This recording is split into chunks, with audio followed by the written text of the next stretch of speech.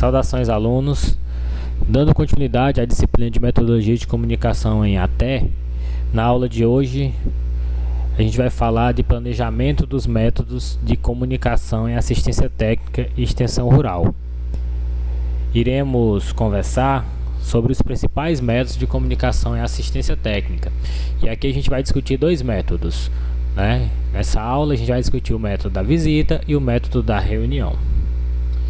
A visita na propriedade, que é aquela ação que o técnico vai na propriedade para passar orientações ao produtor, ela é mais do que apenas uma, vamos dizer assim, uma ida na propriedade. Ela é uma atividade de extensão, é uma atividade que exige um planejamento.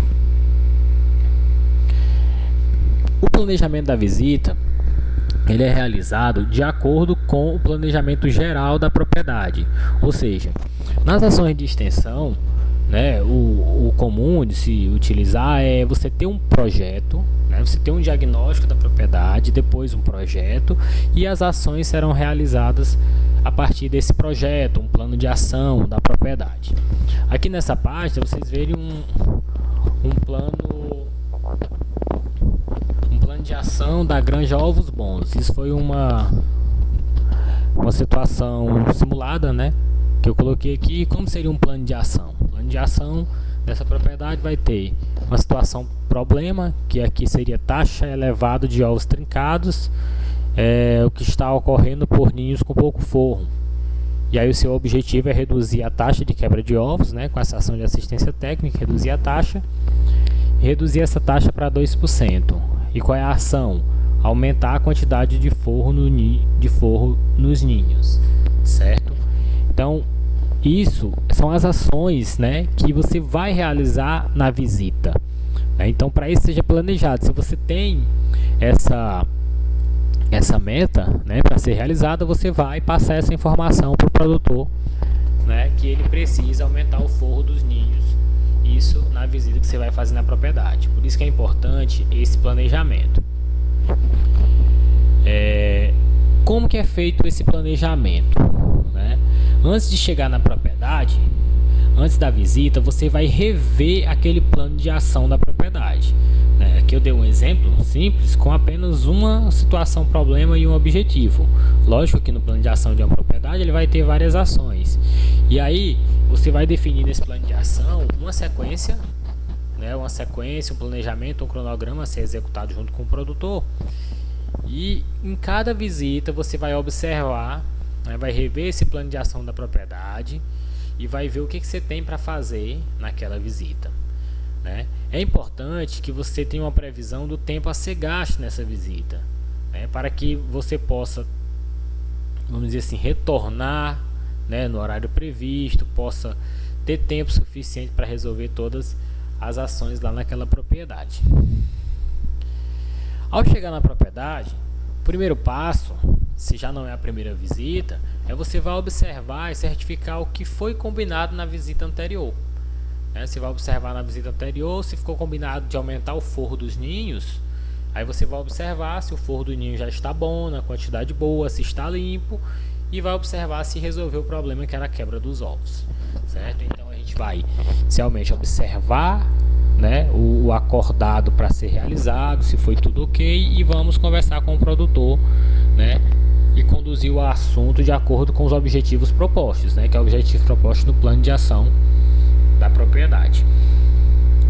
Durante a visita é muito importante que você saiba ouvir, não interromper. Por quê?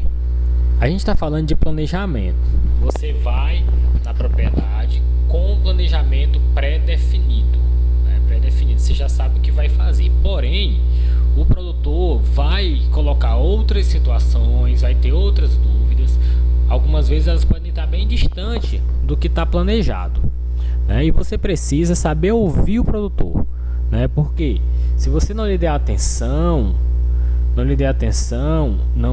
lhe der ouvidos, ficar interrompendo, querendo concluir logo a sua atividade, o produtor vai passar a lhe rejeitar, né?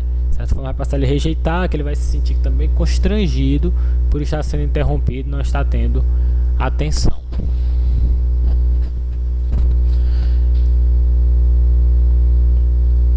Durante a visita, visita, é importante que você seja paciente, né? Paciente para observar, muito atento, paciente para pensar, não tomar decisões precipitadas, porque na propriedade, nas atividades de extensão, o produtor, né, os produtores, pode ser mais de um, você pode ser recebido pelo produtor, por toda a sua família, né, e vai ter várias perguntas, né, perguntas, e você tem que pensar bem antes de respondê-las, porque você pode se precipitar, principalmente os técnicos que têm menos experiência, pode se precipitar e dar informações inadequadas. Quando tem problemas para ser solucionados, uma estratégia importante, eu quando técnico de ATE, né, eu sempre busco conversar com o produtor e direcionar o diálogo a um ponto que nós tomamos uma decisão juntos.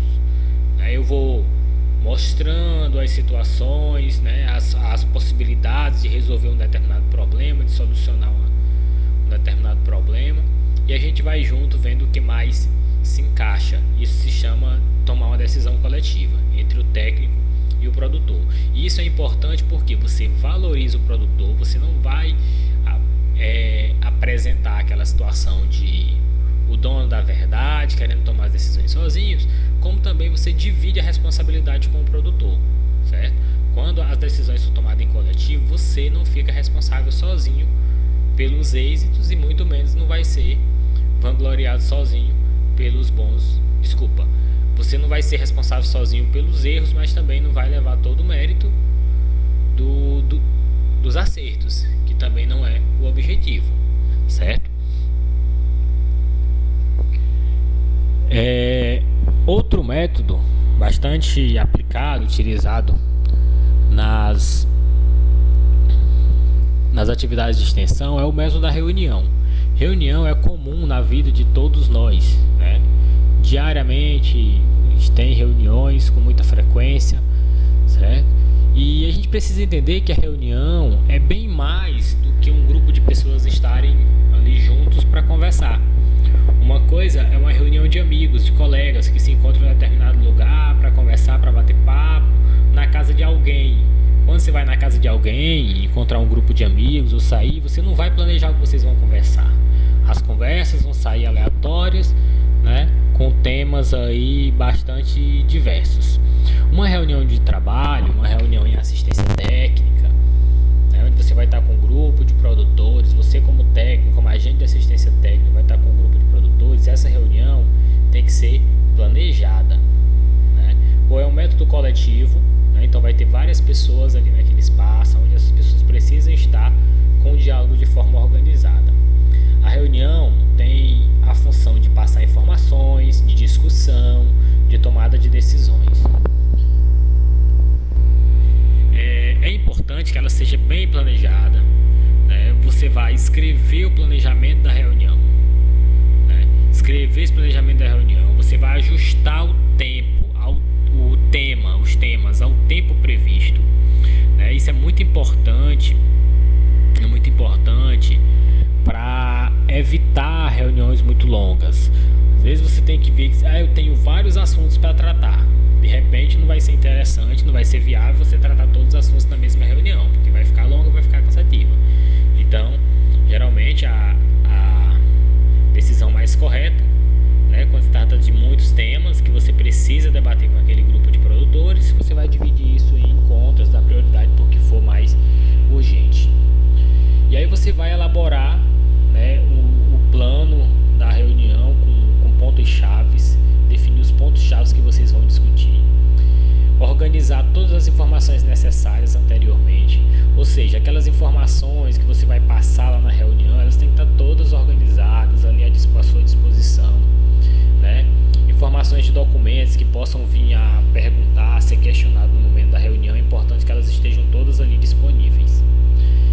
Como eu já falei, repetir, que é muito importante isso, evitar reuniões longas. Reuniões que se estendem de 1h30 a acima de 2 horas, isso é inviável.